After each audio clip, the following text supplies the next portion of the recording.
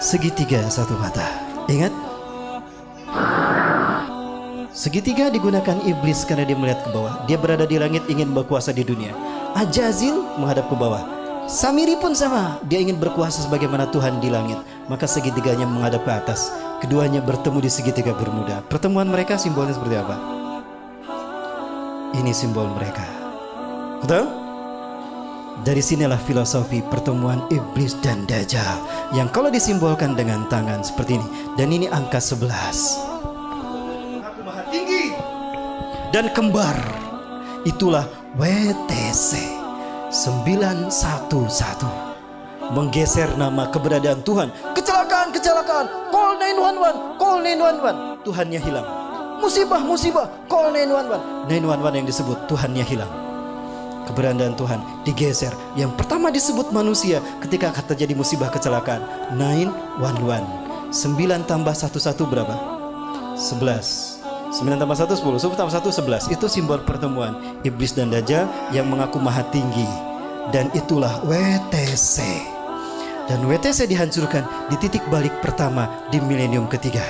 Milenium ketiga itulah yang disebut dengan Y2K. Kepada dunia latah, bahkan negara Arab termasuk Indonesia, kami siap menyambut Y2K. Betul? Di tahun 2000 tuh, we are ready to visit Y2 km. Padahal Y2K syarat berbau muatan ideologis. Y2K bagi orang Kristen adalah singkatan dari Year of the Jesus Kingdom. Dan Y2K bagi Yahudi adalah Year of the Jewish Kingdom.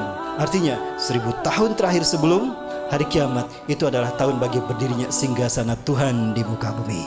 Cirinya apabila sapi berwarna merah sudah lahir. Sudah lahir belum? Berarti Tuhan yang mereka tunggu-tunggu akan tiba. Dan mereka membuat kesepakatan. Inilah kesepakatan yang mereka buat. 1, kita hancurkan Islam dan kaum muslimin, karena hanya Islam yang menghalangi kita. Maka apapun caranya, Islam dan umat Islam harus dimusnahkan. Yang kedua, kita berjuang kepada manusia untuk menunjukkan kalau Tuhan telah salah pilih, Tuhan telah berbuat salah. Begitu kan? Ini filosofi siapa kalau bukan filosofi Ajazil? Ya, maka dendamnya kepada umat Islam. Sekarang mereka bersatu dendam sama umat Islam. Ritualnya Olimpiade, simbolnya segitiga satu mata. Arsitekturnya ini lihat. Sudah sampai ke masjid. Jadi antara orang yang sholat dengan Allah ada segitiga satu. Tadi ada di gereja-gereja kan? Katedral seluruh dunia. Berhasil tidak ambisi iblis menyesatkan kita? Allah Akbar. Tapi saya dituduh dalam Instagram beliau kalau saya selalu melakukan cocok logi. Saya tidak tabayun sama beliau. Loh, yang tabayun harusnya siapa? Saya apa beliau? Bahkan saya katakan, saya undang Bapak untuk hadir di kajian saya. Silakan Bapak jelaskan. Kita berdebat dalam kajian kami. Beliau tidak datang. Kalau beliau datang, alhamdulillah. Kami bersyukur biar umat tahu siapa pemimpin mereka. Betul? Hati-hati. Siapapun yang komitmen kepada iblis dan Dajjal akan dibikin terkenal. Hatta kepada Paus Vatikan pun mereka menyatakan komitmennya kepada ini. Di Kristen Paus Vatikannya komitmen pada gini, ulama kita pun sama. Betul? Konspirasi iblis dan Dajjal. Sekali lagi, kode elit Freemason di Hansen of Illuminati diangkat oleh para elit politik mereka. Sekarang coba perhatikan. Di saat kendala terbesar bagi Theodor Herzl untuk menciptakan Zionis Raya adalah Turki Utsmani dengan Sultan Abdul Hamidnya. Maka untuk menghancurkan Turki Utsmani dan Abdul Hamid, dia kader sosok dari kecil. Dan muncullah Mustafa Kemal Atatürk. Dia menghilang. Kamu mau jadi Turki satu? Orang nomor satu di Turki? Oh ya mau. Pergi kamu ke Perancis, belajar ilmu politik dan ilmu militer. Pulang digulingkan Raja Muhammad Abdul Hamid, maka dia pun naik. Dibuat skenario seolah-olah dia pahlawan. Ketika raja dihinakan, main perempuan, main darah, membantai siapapun, sementara padahal dia orang soleh. Di satu sisi digambarkan bagaimana Mustafa Kemal berperang mempertahankan wilayah Turki di Palestina melawan Yunani. Maka tercitrakan, ini pencitraan, ini politik pencitraan. Maka Mustafa Kemal seolah-olah pahlawan, sementara Mustafa Kemal suka perempuan, padahal dia raja. Akhirnya jatuh. Politik belah bambu, yang satu diinjak, yang satu diangkat. Jabatan terakhir beliau adalah Menteri Menko Polhukam, betul? setelah Panglima TNI, lalu menjadi Menko Polhukam. Tiba-tiba beliau menghilang. Kemana? Ke Amerika. Mau orang nomor 1 Indonesia? Baik, boleh, mau dong. Tapi aku tidak punya partai. Gampang, yuk ke Amerika. Belajar dengan Partai Demokrat. Disiapkan skenario-nya apa? Liberalisasi migas. Amerika ingin menguasai migas Indonesia, tapi butuh agennya. Siapa? Beliau. Pulang dari Amerika membawa Partai Demokrat. Berdiri ikut pemilu pertama kali, menang. Kok bisa mengalahkan partai-partai senior? Sudah diatur. Segalanya sudah diatur sama KPU.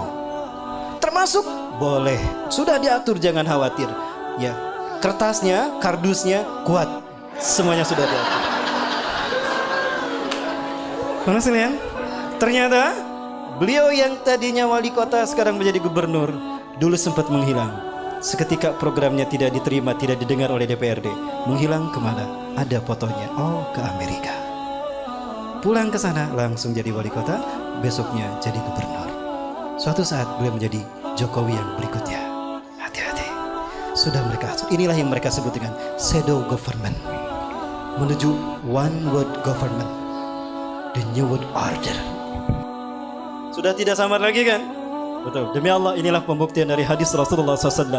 La tataba'unna sanana man qablakum shibran bi shibrin zida'an bi zida'in hatta yadkhula law dakhalu juhra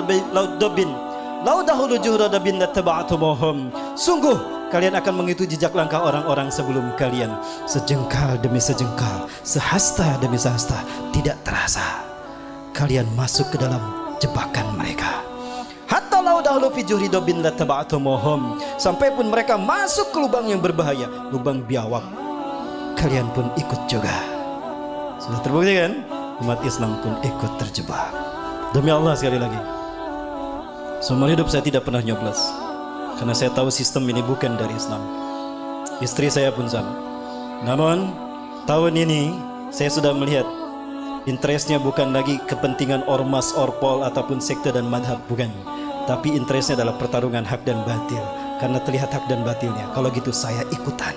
Dan ini jangan salah, pertaruhan terakhir bagi konspirasi mereka di Asia Pasifik adalah Indonesia. Karena perang berikutnya, perang dunia ketiga, Third World War, adalah Asia Pasifik. Dan itu isunya ekonomi. Dan satu lagi langkah yang mereka akan lakukan Cina untuk memenangkan perang Asia Pasifik adalah menguasai Indonesia. Aceh Mandulang, mantan kepala BAKIN, Badan Koordinator Intelijen Negara. Beliau serang Intel dalam bukunya Menyingkap Tabu Intelijen, Menyingkap Tabir Intelijen. Beliau mengatakan satu-satunya negara yang ditakuti oleh Inggris, Perancis, Jerman, Amerika, bahkan Israel adalah Indonesia. Kenapa? Karena jika umat Islam Indonesia bersatu, maka artinya dunia akan ada dalam kebangkitan Islamnya. Maka bikinlah Indonesia dipecah belah. Ternyata agama-agama ini adalah ciptaan Yahudi. Benar. Agama Yahudi ciptaan mereka. Siapa? Para pendeta Sanhedrin yang memasukkan Taurat menjadi Talmud. Mereka yang menciptakan agama Yahudi. Agama Kristen pun, demi Allah, dalam pandangan saya, hasil dari apa yang saya kaji selama ini, itu pun ciptaan Yahudi. Agama Kristen. Ya, mereka ciptakan dogma agamanya dan mereka ciptakan tokoh-tokohnya, termasuk yang akan kita lihat satu ini. Ini adalah simbol swastika, simbol Nazi yang sebetulnya merupakan ciptaan Yahudi juga. Ya, dan ini burung. Burung ini adalah simbol tadi dewa-dewa matahari dalam mitologi agama-agama paganis.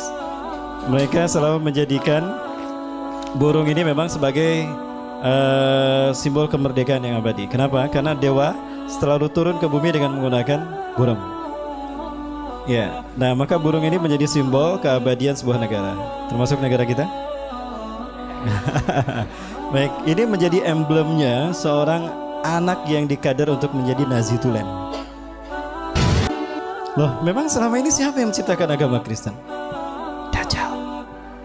Dan siapa yang pertama kali diperbudak untuk itu? Ya, siapa lagi kalau bukan pendeta Sanhedrin yang memasukkan Taurat menjadi Talmud, yang konspirasi mereka merubah Taurat menjadi Talmud di Yerusalem, Palestina, ketahuan sama Nabi Isa. Ketika mereka ceramah tentang Taurat padahal itu Talmud, dibantah sama Nabi Isa yang waktu itu usianya baru 7 atau 8 tahun. Nabi Isa naik ke atas bangku. Wailun lakum, celaka kalian. Innakum tuharifunal kalima ammawadih.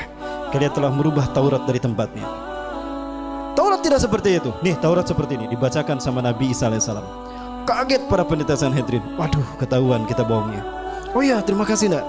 Puluhan tahun atau mungkin berabad-abad, budaya mereka, kebohongan mereka tidak terbongkar. Sekali terbongkar anak kecil, Isa bin Maryam. Itulah kenapa Allah selain mewahyukan Injil juga mengilhamkan Taurat agar Nabi Isa meluruskan dan membongkar kebohongan para pendeta Sanhedrin.